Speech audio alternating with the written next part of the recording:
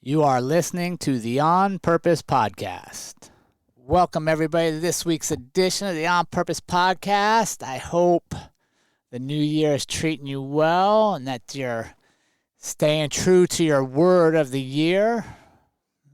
And life's good, man. I'm always humbled to be here with you and to share stories. And this week I'm excited to bring on a guest that runs Run Try Bike magazine, runtrybike.com.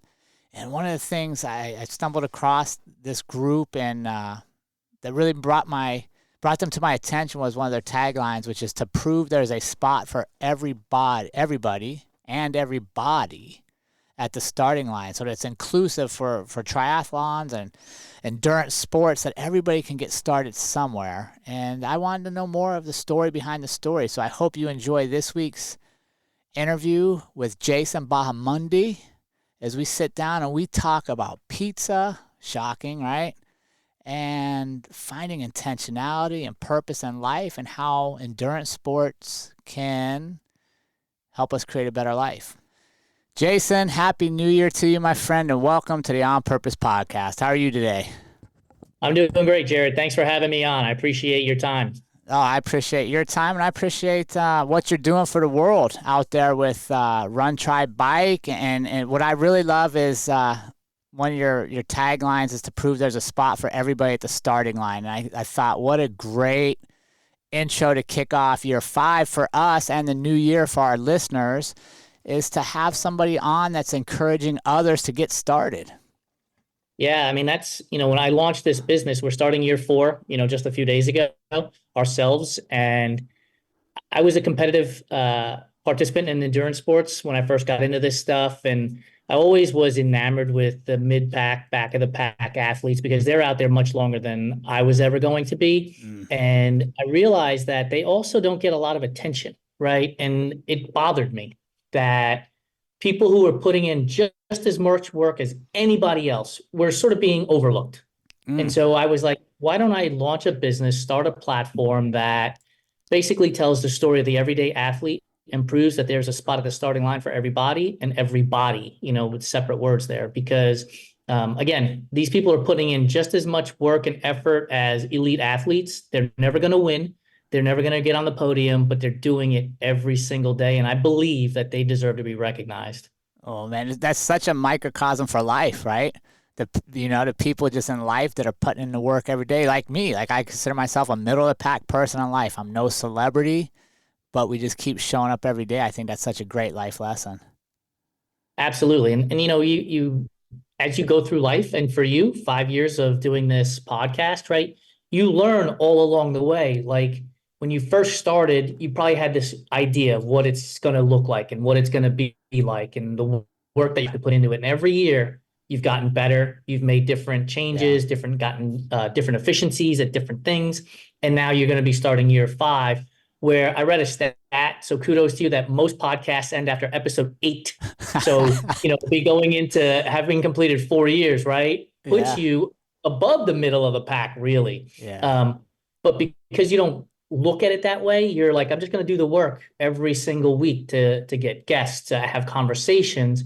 Before you know it, you move up to the upper echelon in a sense. And I think that that's what we're trying to do for endurance sports and for athletes who may say to themselves, well, I just do this or I only do that. And it's like, yeah, but if you love to do that, keep doing it and just keep showing up and you'll progress. Like, excuse me, but I'll say this way. Like, I get so angry at the hack your way to success bullshit. Like, it doesn't work. No. The only person you're making successful is the guy selling you that shit. That's it. 100%. So again, you got to put in the work on a daily basis. And look, it's not linear, right? Success isn't a graph that goes from left to right on a 45-degree angle. It's messy, peaks and valleys. But just know that if you're just consistently showing up on a regular basis, you will get there. Yeah. Absolutely, you will get there. 100%. And now, Jason, though, before we get going here, because that's a lot of good stuff already, so I'm excited for the rest of the conversation. But like a good workout, a good run you're about to go on, we just don't jump out of the car and start going full speed. I got to warm you up a little bit. I got to get you ready, man. Are you ready for this? I gave you a warning. I like to talk. Let's go. All right, Jason. This warm up is as much for get our minds and our spirits going as it is for the community to get to know what's going on behind you. So here's your first question, my friend. You're on a stranded island for the rest of your life. You get to have one food. What is Jason going to be eating every day? Pizza. Oh, New York style pizza. Not yeah. Chicago deep dish, tomato soup in a bowl. Not I like Detroit pizza, but not that either. New York style pizza, fold in half, have some grease running down your hand and your elbow. Yeah. That's it. That's all I need. I love it. That's such a good pizza. What toppings do you do? None. Straight Cheese. plain. That's it. You don't need anything else. That's a good classic. All right, all right. All right, you get to have a superpower. What superpower would you have and why would you want it? To go back in time travel. I'm enamored with the way people have lived and the progress that we've made to where we are today. But in order to appreciate the progress we have today, is we need to go back in time to see where we are. So I've lived in Phoenix, I live in Seattle, and there's mountains everywhere. And I just imagine the settlers, right, head out west and they get to this big ass mountain. And it's like people are in covered wagons with horses. People are dying left and right. And yet they were like, we can go over that mountain. Today, you ask a person to drive 30 minutes and they're like, nah, I can't do it. Like, it's too much. And so I would love to go back in time and just kind of see what the world was like and how progress slowly got to where we are today. So I could appreciate where we are today even more. That'd be great, man, because I think the world could use a good dose of some self-appreciation. 100%. Could not agree more. What favorite book? What book do you go to when you need to get some reading done? I have it right here. It's called Start With Why by Simon Sinek. Yeah. When I launched my business, it was like, why are you doing this? And just constantly asking why. And so when I interview athletes, I ask them, why are you doing this? Why do you keep going? This stuff is hard. You could play chess or checkers or knit, go to the book club, but you decide to wake up every morning to go out and swim, bike, and run for hours on end, and that's really hard. So why?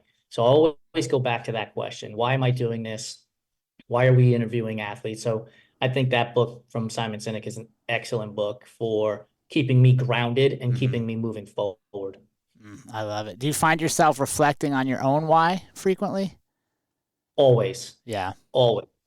Like, and you know this, with a new business, with a, fairly young business, you're putting in way more work than you probably ever imagined. And some things have to go by the wayside.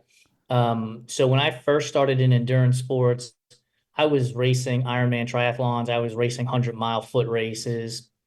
But as this business got started and we started to grow, some of those longer distances have started to go away. And so I would ask myself, like, why would I want to race a 50K or a 50-miler or be a part of a relay team? And why do I keep doing the endurance sports when the business takes so much time? And so always having to go back and revisit that why. Why this race? Why this training? Why am I doing X, Y, and Z? I love it. All right, you get to have dinner with one person. They could be either still with us or have passed away. Who would you have dinner with, and what would you want to learn? That's an unfair question. So I never said it was a fair podcast. So I'm gonna cheat and answer twice. So one, I would want to have dinner with my dad. My father passed away when I was in my early 20s. I just turned 50 about 3 weeks ago.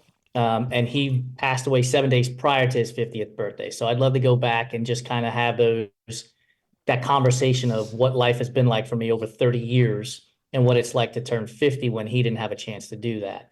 Now, on the famous side, I would say President Kennedy, the first Roman Catholic president in the history of the country, and only to this date right now, still having to deal with the Bay of Pigs and making those decisions and affirmative action and things like that were all happening right around the time he got in there into office before he was assassinated. So it would be fascinating to kind of learn a little bit about the changing environment of the U.S. 60 years ago, which seems to be indicative of what's happening today too.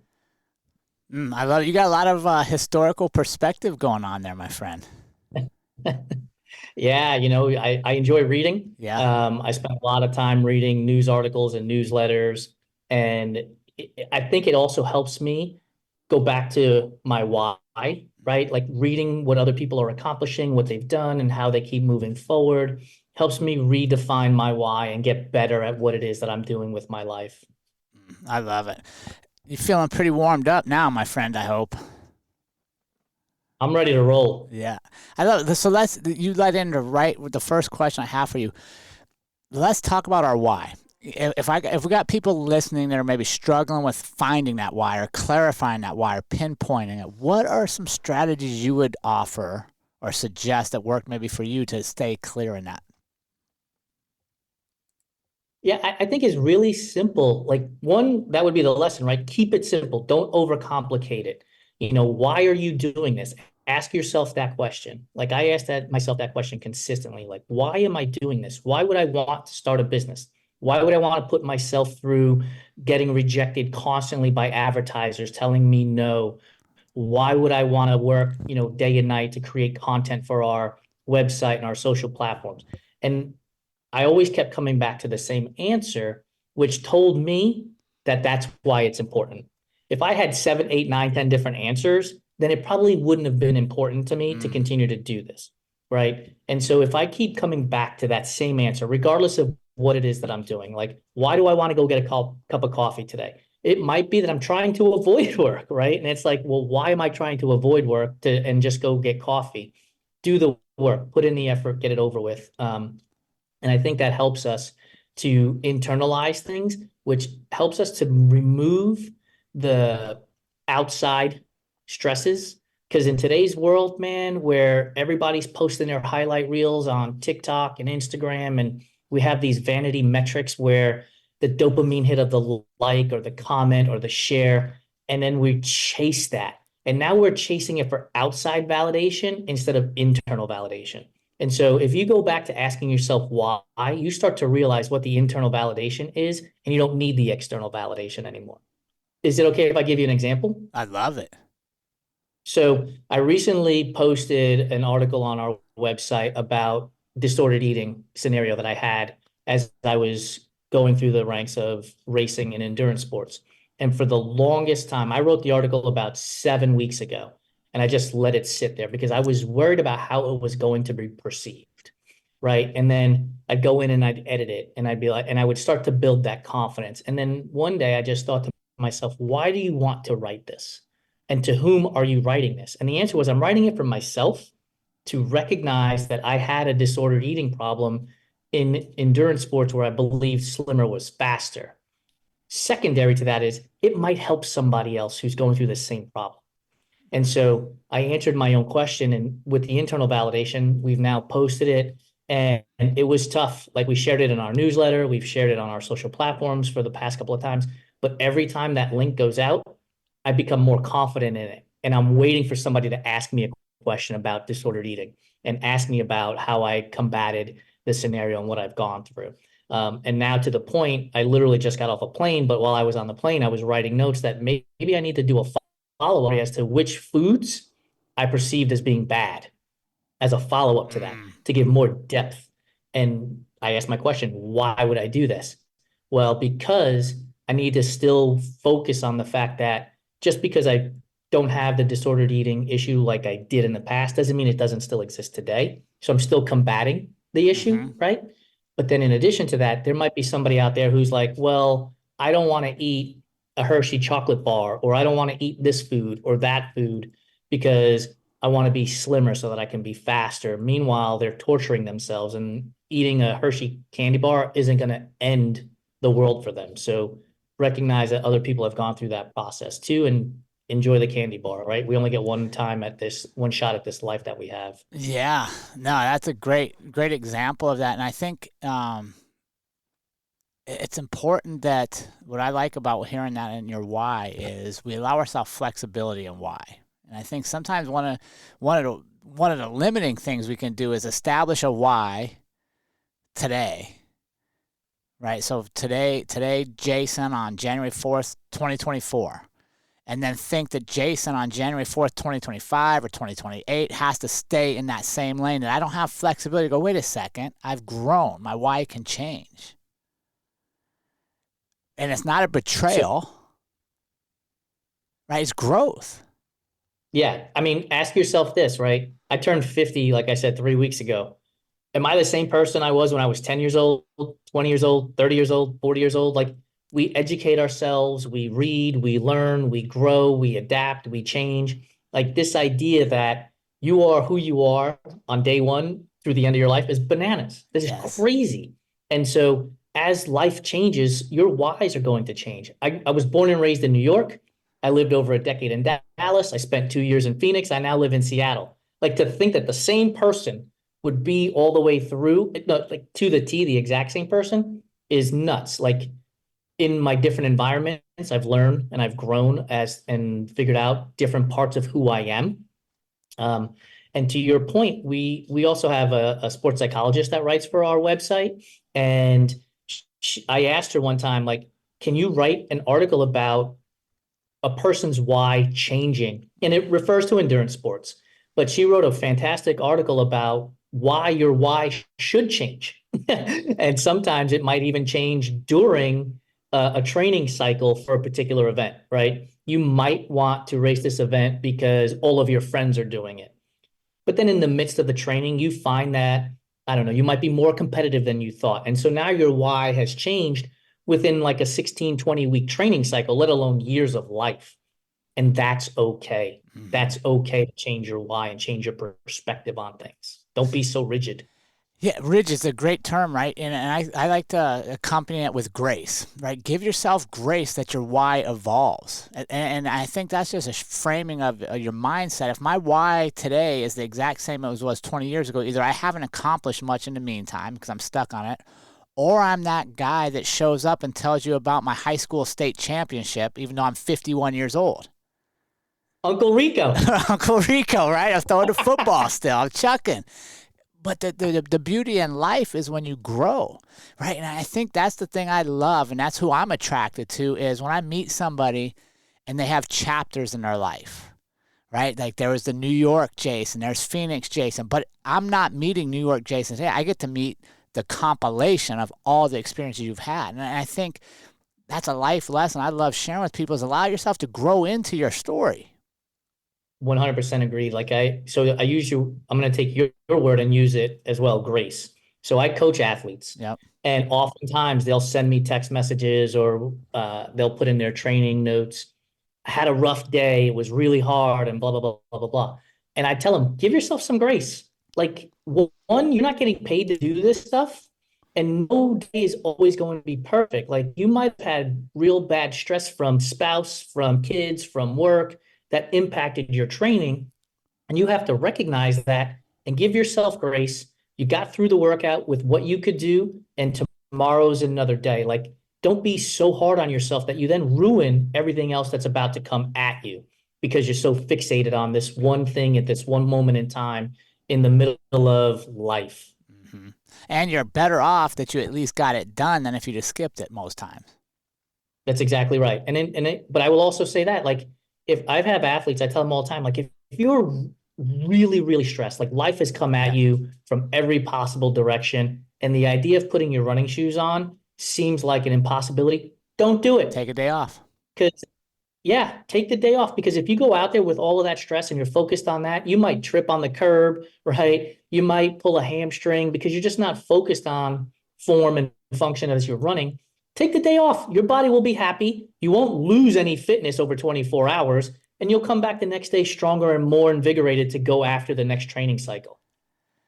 So how do we balance that? How do we balance the grind, right?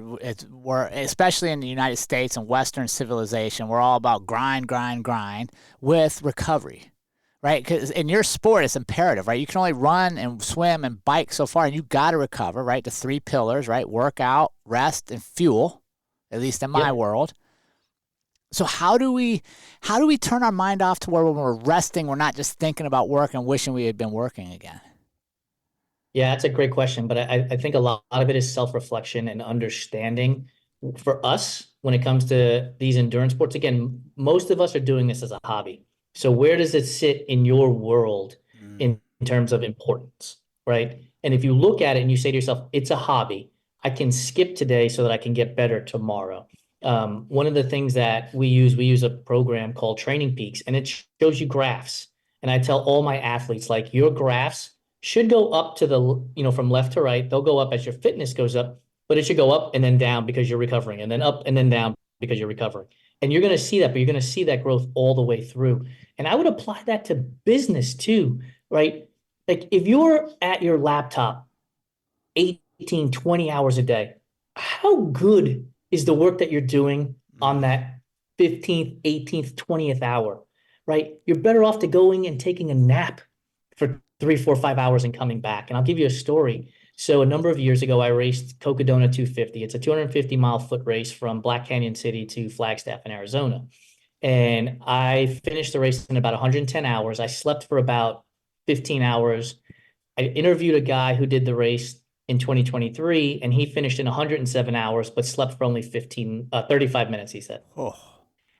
So he finished 3 hours faster than I did, even though I got basically 15 hours more sleep than he did. So my experience, and we laughed about this, was far greater than his experience because I was awake, I was coherent, I didn't hallucinate, like, I enjoyed the views. And he was like, I was so tired, I didn't enjoy half of the time being out there. And now think about your business, right? You want your business to grow, you want it to get better. You step away from that laptop, I guarantee you that your business isn't going to change dramatically in the handful of hours that you're away from your laptop and your phone. Put your phone away too. Yeah. Like, get away from it. Yeah, no, let's go back to your graph. I like that because I think that's a metaphor for life that I really like. We're supposed to have peaks and valleys, right? And here's my example for that. If I rise and then just straight plateau, that means I'm only doing the stuff at the level I've been doing it, right? Like, I'm no longer challenging myself to go faster, or I might have a drop because I fail, or I might have a spike because I increased again. And I think so many times we're kind of wanting, what do they call it? Like balance in life balance all the time, right? Where we're plateau, everything's steady. And I'm like, guys, it's not supposed to be steady, right? Like, your whole life can't be steady. So for your example, if I'm training for a marathon now, maybe because I'm running so much, maybe some of my personal stuff dips a little bit because I'm giving so much attention over here. Then when I complete this, I focus. So I'm always in an ebb and flow. So what strategies do you have or thoughts do you have on how to handle the highs and the lows and not make them so drastic in our responses? Honestly, I think self-reflection is the biggest thing.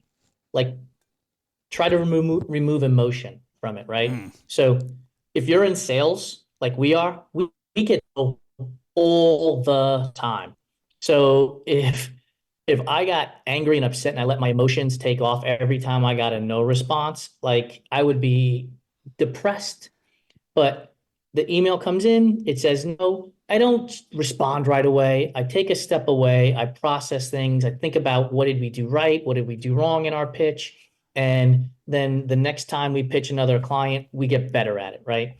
And so I think if you take the time to actually sit back and self-reflect, and I don't mean do it while you have your phone in your hand, while you're watching TikTok videos, like, literally get away from the outside world and sit down. Get yourself a pen and paper, a notebook, write stuff down, feel your energy pour out onto the paper, and you can really start to understand, okay, my peaks are really high and my valleys are really low. But if I adjust, I can get my peaks just as high as they were and my valleys a little bit less deep. And then the next time I go after something else, my peak grows even higher. So you get to that graph that keeps going up because your valleys get a little bit lower, and everybody is going through a valley. Please, your audience needs to understand this. Yeah. Right. That person that you see as the overnight success didn't happen overnight. Like, that just doesn't happen. No. They've been putting in the work day in and day out. And sometimes that day out is literally getting away from it all for 24 hours and then coming back. Like, I really get angry at this whole grind at all costs mentality. Like, it's nuts to me. We've been talking about designing a t-shirt that says, you keep grinding, I'm going to take a nap, right? Like, we need a break. Like, we need a break Yeah. from things and we can't keep going constantly, constantly, constantly. Like, here's an example. Put on Netflix. How many episodes can you really watch before you're like, I need to be doing something else, right? And Netflix is a comfort, right? You're just sitting there watching the TV show. It's not like you have to do anything stressful. But after a handful of hours, you're like, okay, I've had enough of this show. I'm going to go either watch a different show or go see something else. Yeah. So life is the same way. If you're just constantly doing the same thing over and over and over again, you're going to need to take a step back. But that only comes with self-reflection. Yeah, and being self-aware, right? Knowing, but I think it goes back to what we started, knowing why I'm doing stuff. If I know why, then I'm more likely, I would say, to give myself a break and say, okay, because my why is this, doesn't mean I have to do it 24 hours a day.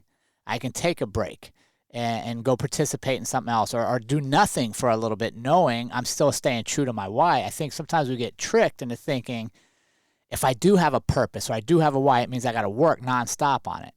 And sometimes the best work you can do is, like you said, give yourself a break. I read this thing the other day that said one of the best things you could do for yourself is be bored. And the idea was that when you're bored is when you're most creative. And so be bored, and all of a sudden your creativity will start to show up because you'll start thinking about things in different ways. And that really hit home for me because we get into it and we're like, man, we're trying to get stories out on our website once a day, once every other day kind of thing. And so we're interviewing and writing, interviewing and writing, interviewing and writing. But all of a sudden, if you do 2 or 3 stories in a day, they all start to look the same. Yep. And it's like, no, let me get away from it. Let me go be bored, go, watch TV or something and kind of get away to reset so that I can come back and go back to doing, being creative and getting back to the why, which is, to prove that there's a spot, the starting line for everybody and everybody. But we can only do that if we tell individual stories, right, versus just replicating the same story over and over again.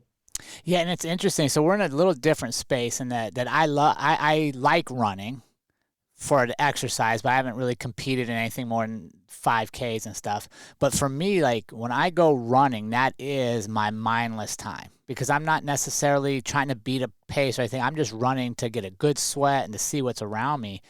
And if you follow my social media at all, you almost see like at the end of every run, I have some kind of video to shoot for Instagram, some kind of quick 1-minute thing because you're just, like you said, right? I'm releasing all the other stuff and I'm in clarity of thought. I'm thinking through things that have been on my mind, but because I'm in front of a computer or I'm on my phone or I'm engaged with other humans, I don't really necessarily get to think it all the way through, but I get out and run in nature, I go on a long hike, all of a sudden I see solutions. And I think that, like, to your credit, what you're saying there is step back from your problem, step back from the obstacle, and a lot of times you'll see a much better solution that maybe you had missed when you're right up on front trying to grind your way through things. I think the other thing that we need to do more of is ask for help. Like one of the things that we don't do enough of is ask people for help. Because now if I'm collaborating, so you and I are having this conversation, before you know it, like I'm going to be, later on today, I'm be like, oh, Jerrod said this, and I'll write a note down, right? You've helped me. And I think if we ask for help from people, we can get an outside perspective of what it is that we're doing, and then we can get better again. So again, you can make the valleys less deep when you start asking for help, because that's an outside perspective of what it is you're working on so that you can then get better. We have to remove this stigma that asking for help is a sign of weakness. It's absolutely not. Yeah, I 100% agree. And here's the thing that I love about that. In this conversation, I'm going to learn from you, right? Because I've never had your experiences. I've not lived your life. But it would be pretty arrogant for me to show up to a conversation and think I'm going to tell you things and not learn anything. Or it'd be crazy to not be selfish enough, right? I'm selfish in this interview in that I want to hear your story so I can learn from you. That excites me, right? That's kind of selfish. I want to get something out of it, which is okay. You should want to get something out of this. But what I love is knowing that I can build my success while helping you build your success, and there's plenty for everybody. We got to get past this idea of, for me to be successful, 1, I can't ask for help. And 2, I need to tear down everything in my vicinity so that I'm the last remaining tower, right? This is not a zero-sum game, right? It's just not. So, and I'll give you another example. So I met this guy on Threads. His name is Razik Rauf, and he writes a newsletter called Running Sucks 101. And I asked him if he would be open to being interviewed for our platform. And so we interviewed him and we wrote his story and he put it out there. And we've kind of got connected on LinkedIn, on Threads. And when he puts out newsletters, I share it. It's not our stories, it's not driving traffic to our website, but you know what it does? It furthers our why. Because if people see that we're sharing Roz's newsletter about everyday athletes, they're going to say to themselves, oh, let me check out what these guys are doing. So it is sort of selfish in a way, but I'm learning from him as well. And now we're collaborating and we're working to the point the other day, about 2 weeks ago, he asked me if he could take about 30 minutes of my time to discuss how he could sell his platform to advertisers, right? And I could have been selfish and been like, no way. I'm not giving you any ideas or secrets or tips on how we do sales because you're going to steal our clients in a sense.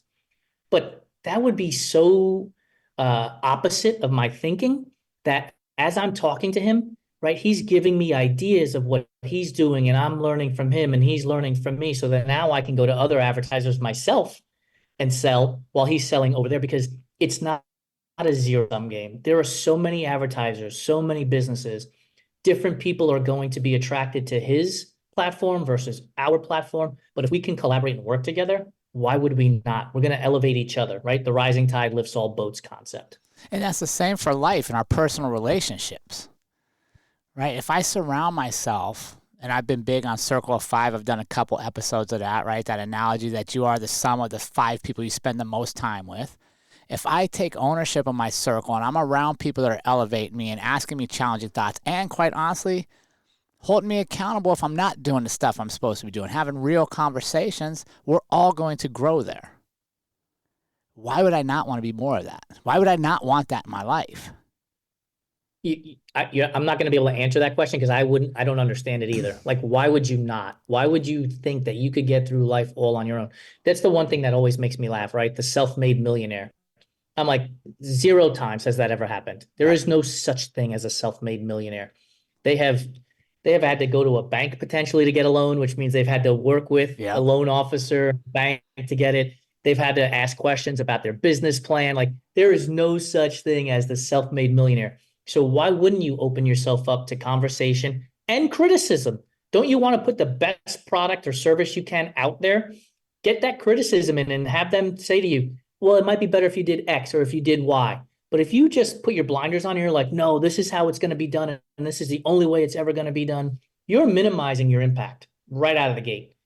Bring on critique, bring on help, raise your hand, ask for it, and ask questions. Like, I think that's another thing that we haven't touched base on is constantly asking questions either of yourself or of other people to help you with what you're working on. Okay, so then to ask questions means I have to be willing to listen. And I think that's where we drop the ball, right? I don't ask questions because I don't really want to listen. I just want to talk. I want to get all my stuff out and then go, right? Because I only got so much time. I got to get to the next thing, right? Absolutely ask questions and make space in your day to listen. Yeah, one of the things that for salespeople, the hardest thing that they have to work on is listening because they just want to come out with all of the traits and attributes of the product and service, but they failed to ask their client, what is it that you need? What is it that you want? Because your product/service may not actually solve their problem, right? Which is just going to create a whole host of problems down the road. But if you're asking them questions, you might be able to customize something for that particular client that fits their needs. And all of a sudden you're working together in collaboration. But it starts with being able to ask the question and then sit back and listen. Not think about the next question you're going to ask, not think about what you're going to have for lunch, not think about what you got to do after work. Like, actively listen to what it is that they're saying. Yeah, and that's such a difficult thing nowadays because we don't practice it enough, right? We're so engaged in technology and like the grind culture, and I was guilty of that for much of my probably 30s and 40s. And now I realize, like, wait, how much did I miss out on? How many people did I not learn from because I treated it as a transaction instead of a relationship. And I just rushed through it to get done, thinking it was a to-do list. But on the flip side, there's another human being there, right? What stories have I missed? What lessons did I not learn? What lessons did I have to learn 2 or 3 times because I didn't pay attention the first few times? That's it right there, right? Don't think you're going to capture everything that you possibly can just from the first interaction. You might have to go through that process numerous times. One of the things you mentioned was technology, and it's great, but it's also awful, right? It becomes a one-way street. Like, I do a lot of studying of engagement on social media because that's our business. Like, we need to understand audience. And so I look at things and I will see people that have 10, 12, 15, 18, 20,000 followers, and they'll get 1,000 likes, but 0 comments. Like, there's no engagement. The person that's seeing it has no interest in asking you a question or commenting or engaging you in conversation because they're ready to swipe up to the next thing. Then they see that image and they're ready to swipe up to the next thing.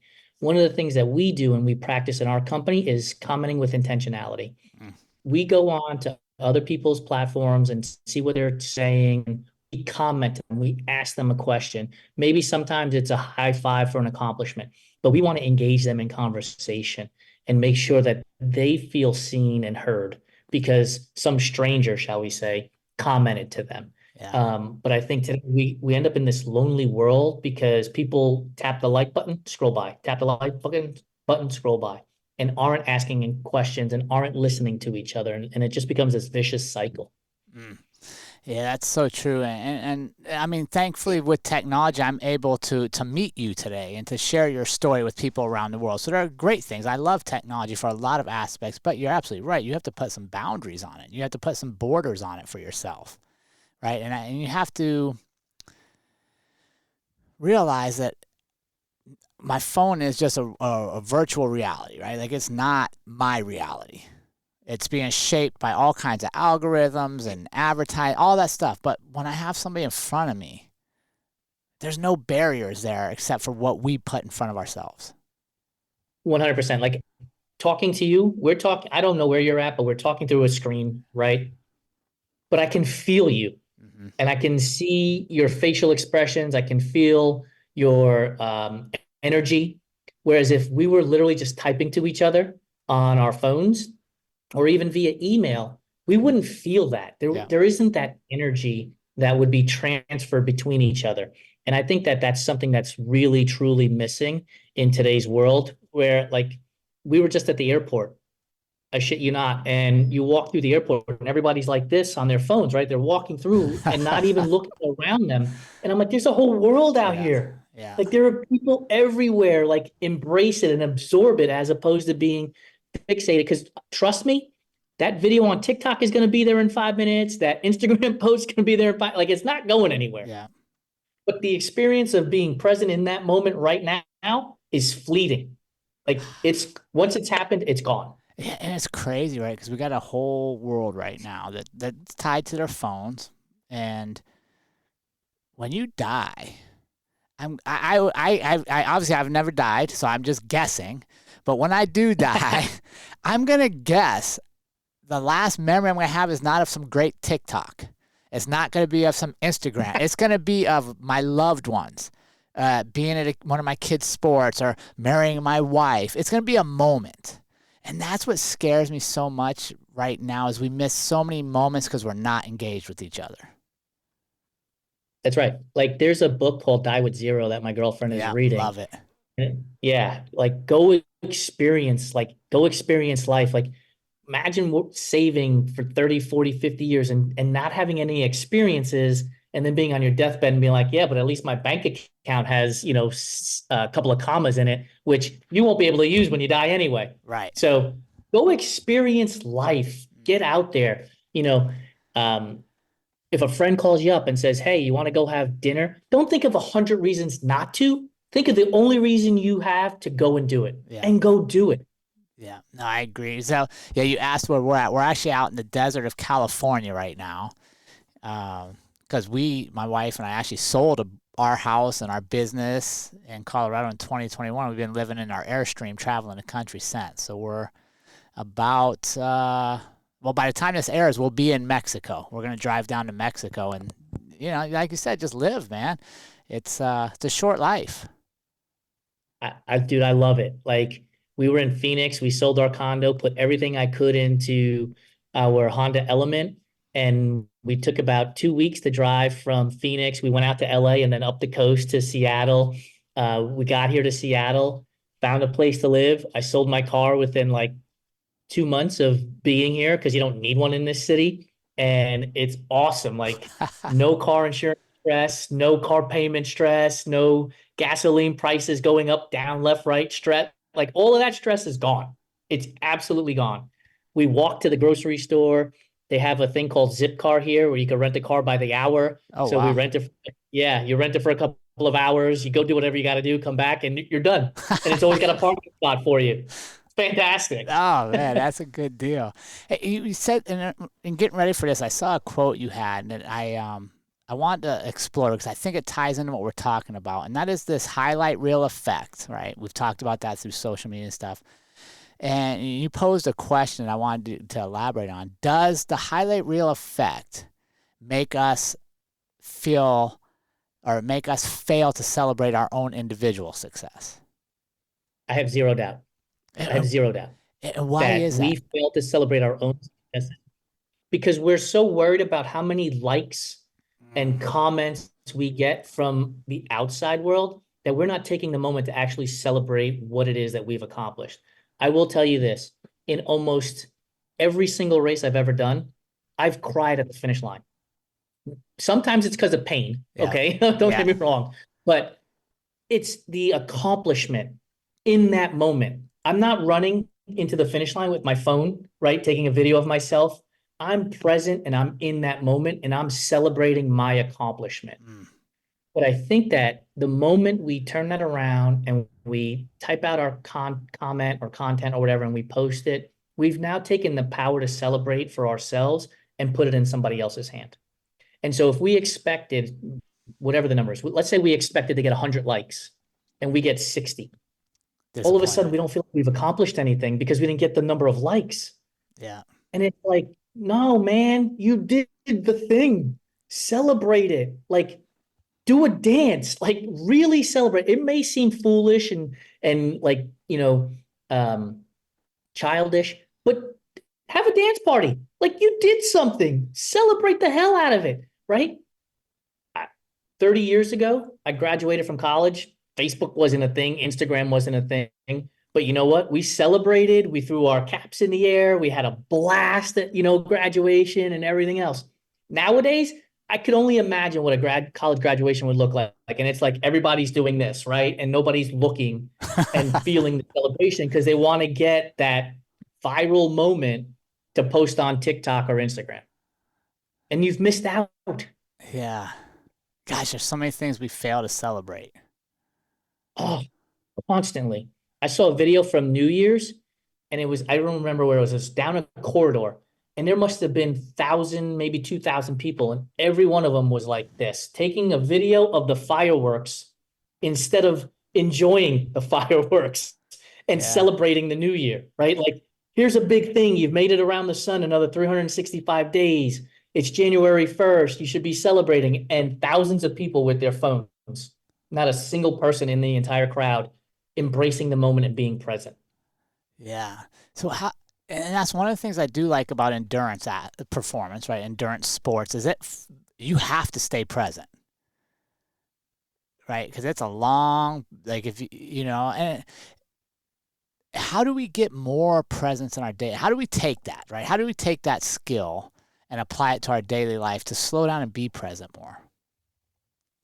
That's a really good question, and it's probably not one we're going to be able to answer in a 45-minute hour conversation. But I think if we go back to our why and understand why we're doing things, why are we working at a particular goal or some achievement that we're trying to accomplish, why are we doing it?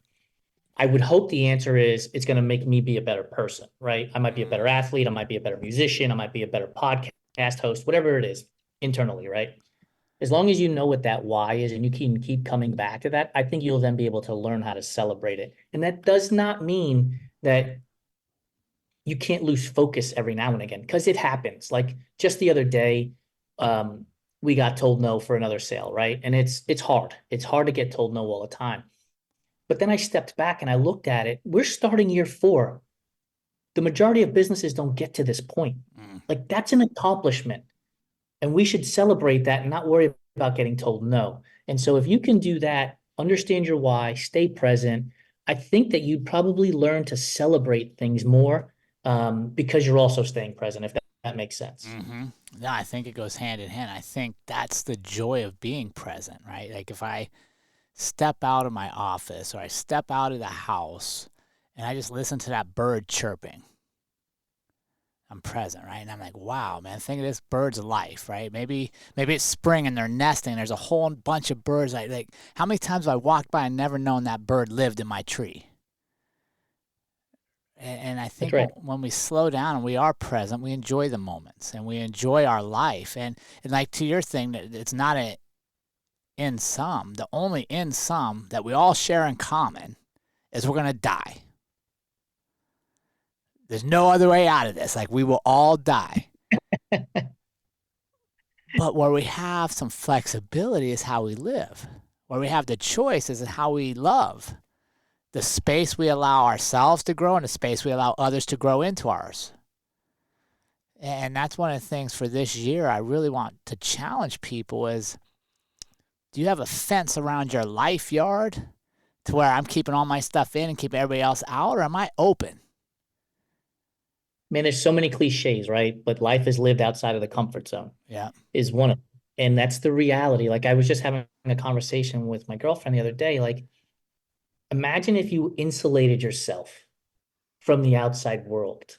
Like there's so much that's happening that you're never going to be able to learn and grow from. Even if you don't like it, you can learn and grow from it and say to yourself, I don't want to do that again. And so you can move forward. I did want to mention this. We're talking about being present. I don't know if you do this. We live in a high-rise building. So I stand in my window and I look out at the world and I see ships, I see planes, I see helicopters, I see cars, I see people, I see lights in apartment buildings. And in that moment, I think to myself, those people have no idea that I exist. And I had no idea that they existed until I looked out there. And it helps me to stay present because I realize that I'm a grain of sand on an entire beach of what's happening. And this is just within a very small radius, let alone the entire globe. And so I think if you can start to fathom that, like where you are in the world, that will also help you stay present. I love it. You know, the other thing, I was just having this discussion with my youngest daughter. When you think of life in that, right, and you stop and reflect, and like right now we're in some mountains, and I look at the size of that mountain, and I think of all the people that have gone over the mountain, back and forth, all the water that's tried to wash the mountain down. I realize I'm not that important. And you know what else isn't that important? All the pressure I'm putting on my next decision. Right? Because no matter what I decide in 100 years, nobody's going to remember that decision. And do you find that it makes it easier for you to make that next decision when you do that? For sure. For sure. Because I take the pressure off. Like so many people are, I don't want to say paralyzed by decisions, but we have this idea now, especially my youngest is 20. So her age growing up, like all these decisions carry so much weight. Like you got to go to college or you can't have this life, or you don't go to college, you have, right? Like, no, you can do all of it. You can not go to college and then go to college. You can, like nothing is so permanent, but we have I call it decision permanence, right? Like I make this decision and now my life is permanently changed. Well, there's going to be lessons from that decision, but you can change your mind. 100%. You can go a different direction. I can grow, but that goes back to what we talked about earlier. When I make this decision, it doesn't mean I have to live this forever. I can grow either past it or grow to reaffirm it was a good decision. I'll tell you, so I teach at the college level. I teach marketing at the college level. And so I'm dealing with 18 to 22-year-olds, people that are your daughter's age. And first of all, it's awesome for me because I get so much energy from them because the world is their oyster in that moment, right? but some of them are really dealing with a lot of stress. And I had one student who came up to me. She had missed almost the entire year. Like she just didn't show up. And she came up to me and she said, I'm not here to help you, to ask you to help me pass. She's like, I understand I'm failing this class, but I wanted to ask you, like, do you think I have to go to college? And I was like, no, like there's no rule book No. that says if you don't go to college, here are all the penalties against you. Like if it's not for you and it's not something that you're going to be able to put forth a lot of effort into right now and get something out of it, this is a very expensive thing to go after if you have zero interest in it, right? You're going to have to talk to your parents. Again, she's 18, 19, 20 years old. You're going to have to talk to your parents and let them know that as of right now, it's not for you. And maybe in 2 or 3 years, you'll go back and whatever. But I would say this to anybody and everybody, like college isn't for everybody, and that's okay. Mm-hmm. You don't have to do it just because Jane or Joe down the street are doing it. And I think that's just so much of life. Like my contribution to the world while I'm here is to live my life as authentically as I can for me and then share it. And you live your life. And then where we overlap is where we grow together. Right? But I wouldn't be any service to you if I was trying to be somebody else. But I can't live in that manner unless I know why I'm doing things. Right. Or trying to mold you into my world. Yeah. Like I think about it this way, right? The first question you asked me is, what would I eat for the rest of my life if I was on a stranded island, right? And pizza was my response, and I was adamant about it. But after about 2 weeks, I would try to go fishing because I'm going to be bored with eating pizza, right? Yeah. I'm going to go try to find a berry on a tree or a bush. I'm going to try to create a slingshot so I could kill a bird because I'm going to get bored with pizza. Yeah. And so if you're doing the same thing repeatedly over and over and over again without venturing, without taking risk, without betting on yourself, I go to your idea of the plateau of life, right? Yeah. That's exactly what it's going to be. Straight plateau, because you're not risking anything. And where's the joy in that? Right? You're asking the wrong dude. Yeah, man. If I'm already doing the same stuff I've been doing, like there's no growth, how is that enjoyable? Like I want to fail, right? Like I don't like failing. It's not my favorite thing, but I know if I take a risk and I fail, there's a lesson there. Right? And there's probably some excitement and there was some nerves and there was some growth that wouldn't happen if I played it safe. That's right. We have a mantra at our company. We say it all the time. Failure is not terminal. It's the building block to success. Yeah. And it gives us permission, right, to go try new things, to go see if something might work, figure it out. If it sucks, you know how many ideas we've had over the last 3 years that have actually gone into practice and have failed miserably? But if I ask everybody in our audience, do you remember this idea? I guarantee you 99.5% of them will be like, no, I don't remember that. No, they don't remember the idea, but if you, as a team, go back, you'll remember the lesson you learned from the idea. That's right. That's exactly right. And then we can get better, right? Yeah. So now, again, we go back to this idea of the graph. We're shrinking the distance to the valley. I love it. Jason, thank you so much for joining us this week. Dude, I feel like we could just keep talking and maybe hang out and share a zip ride someday. Yeah, I'm in, Jerrod. That's fine. Hey, where can our audience connect with you and follow along with all the great work you're doing out there to make sure that everybody knows there's a place for everybody and everybody? Appreciate it. So runtrymag.com is our website, but on every social platform except for TikTok, it's runtrymag, at runtrymag on every single social platform outside of TikTok. That's where you can find us. Jason, thanks so much for taking time to join our community. It's been a pleasure, my friend. All the pleasure was mine. I learned so much in this conversation. I appreciate you. And remember, team, life is far too short to live any other way than on purpose. We will see you all again next week.